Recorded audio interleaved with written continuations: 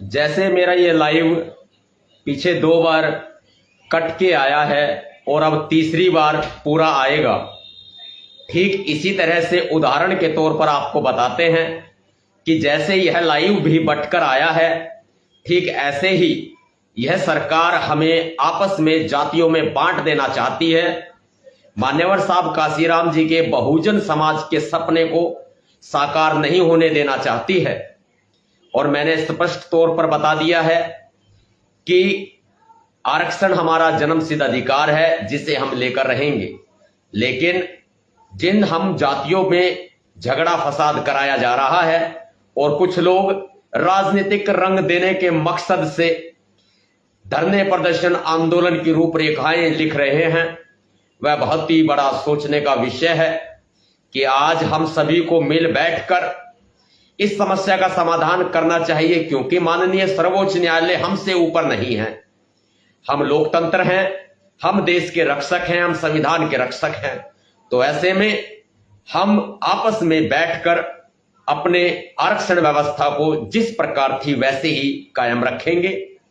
हमारा वाल्मीकि समाज हमारे साथ है, हमारा धानक जाटव चमार समाज भी हमारे साथ है और मैं भाईचारे की बात पीछे कह चुका हूं और भी कहता हूं कि गुरु वाल्मीकि जी ने कहा है, संसार में ऐसे लोग थोड़े ही होते हैं जो कठोर होते हैं किंतु हित की बात कहने वाले होते हैं। इसी तरह से मैं खुद को मानता हूं, मैं गुरु वाल्मीकि जी की शिक्षाओं पर चलता हूं और खुद को मानता हूं कि मैं बेशक से कठोर हूं लेकिन हित की बात कहता हूं। यह समाज, बहुजन समाज, ऐसे ही गलत दौर से गुजर रहा है कि हमारी जिम्मेदारियां अब बनती हैं कि हमें इस एकता को संभाल लेना चाहिए, वरना वो दिन दूर नहीं है जब अनुसूचित जाति जनजाति की सारी जातियां अलग अलग बंट जाएंगी और हमारी सरकार कभी नहीं बन पाएगी। हम आरक्षण के साथ खड़े हैं, बिल्कुल अटल खड़े हैं। सरकार हमसे बातचीत करे और इस समस्या का समाधान यही हो सकता है कि आरक्षण व्यवस्था जैसे थी वैसे ही लागू रहे और सुप्रीम कोर्ट के आदेश के खिलाफ, माननीय सर्वोच्च न्यायालय के आदेश के खिलाफ संसद में विशेष सत्र बुलाकर अध्यादेश पारित किया जाए, विधेयक पारित किया जाए और संविधान की 9वीं अनुसूची में आरक्षण की व्यवस्था अनुच्छेद 341, 342 को डाला जाए। यह हमारी मांग है। हम अपनी मांगों पर कदापि नहीं झुकेंगे, लेकिन आंदोलन की आड़ में हम अपने समाज को बंटने भी नहीं देंगे। हम दिल्ली पर चढ़ाई करने के लिए तैयार हैं और करेंगे। यदि सरकार नहीं मानेगी तो फिर हमें हुंकार मजबूरन भरनी होगी। गुरु तेग बहादुर जी ने कहा है, जो हमारे मजहबी सिख भाई हैं, मैं उनके लिए भी स्पेशल विशेष तौर पर यह बात कह रहा हूं। गुरु तेग बहादुर जी ने कहा है, सफलता कभी अंतिम नहीं होती, सफलता कभी अंतिम नहीं होती, विफलता कभी घातक नहीं होती। इनमें जो मायने रखता है वह है साहस, इनमें जो मायने रखता है वह है साहस। और हम अनुसूचित जाति जनजातियों की सभी जातियां पूरे साहस से यहां खड़े हैं, अपना हक मांग रहे हैं।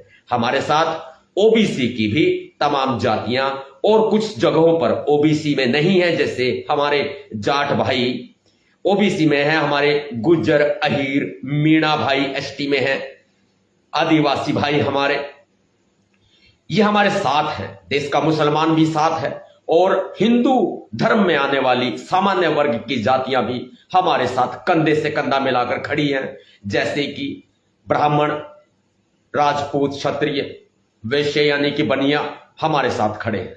और मैं सभी का धन्यवाद देता हूं कि आने वाले समय में हम दिल्ली पर चढ़ाई करेंगे तो हमारा साथ दीजिएगा, क्योंकि हम कृत संकल्प हैं। यदि हमारी मांगों को नहीं माना जाता है तो हम दिल्ली पर चढ़ाई करने के लिए विवश होंगे और तैयार होंगे, लेकिन आंखें बंद करके हम यह फैसला नहीं ले सकते। हमारा समाज बहुत ही गरीब समाज है, मेहनत मजदूरी करता है, जिनके पास आने के लिए दिल्ली बार बार रुपए नहीं होते हैं, वो कर्ज लेकर के दिल्ली नहीं आ सकता है। ऐसे में 11-11 करोड़ रुपए लेने वाले लोग यदि यदि बस की व्यवस्था करते हैं, गाड़ियों की व्यवस्था करते हैं, तो मैं इसे ईमान पर कुठाराघात मानता हूं।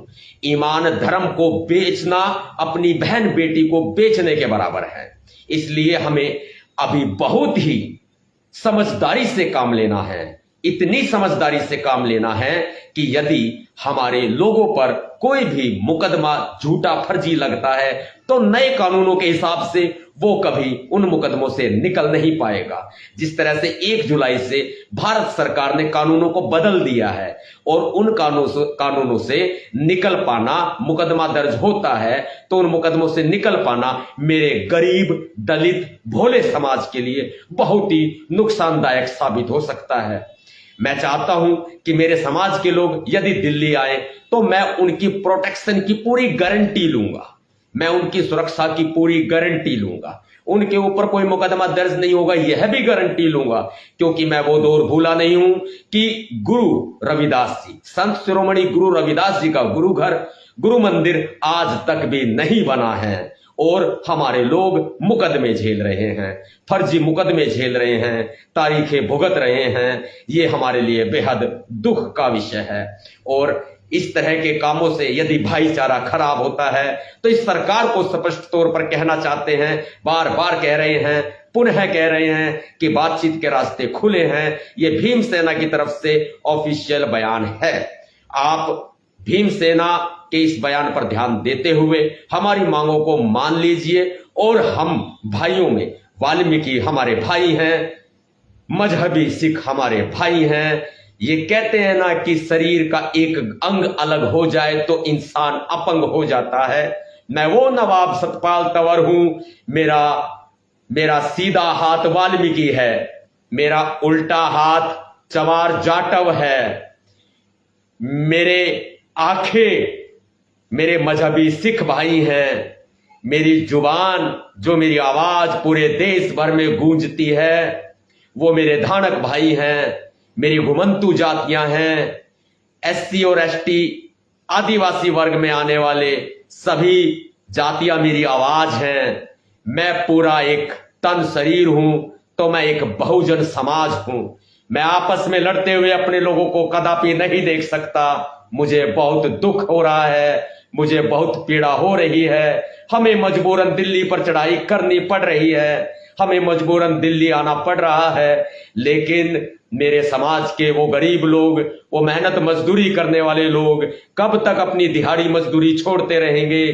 कब तक अपने अधिकारों को, हक को बचाने के लिए बार बार दिल्ली कदम बढ़ाते रहेंगे? हमें इस तरफ सोचते हुए अभी के लिए अपने समाज को ये कह देना चाहते हैं कि मेरे समाज के लोगों, आप लोग एक हो जाओ। सभी संगठन संस्थाओं से मेरी अपील है, जिस तरह से आप लोगों ने भारत बंद में अपनी ताकत दिखाई थी, इस तरह से आप लोग सारे इकट्ठे होकर आप राजधानी दिल्ली में, मैं आप सभी का आह्वान करता हूं। मेरा नंबर है 9911189986, 9911189986। इस नंबर पर सभी संगठन संस्थाओं के संचालक, अध्यक्ष महोदय, महासचिव आदि महोदय, आप बातचीत करके आप दिल्ली में एक मीटिंग, एक बैठक बुला सकते हैं। और हम प्रधानमंत्री मोदी जी हमसे ऊपर नहीं हैं, यह बीजेपी सरकार हमसे ऊपर नहीं है, माननीय सर्वोच्च न्यायालय हमसे ऊपर नहीं है। हम इनको झुकाएंगे, पूरी मजबूती के साथ झुकाएंगे।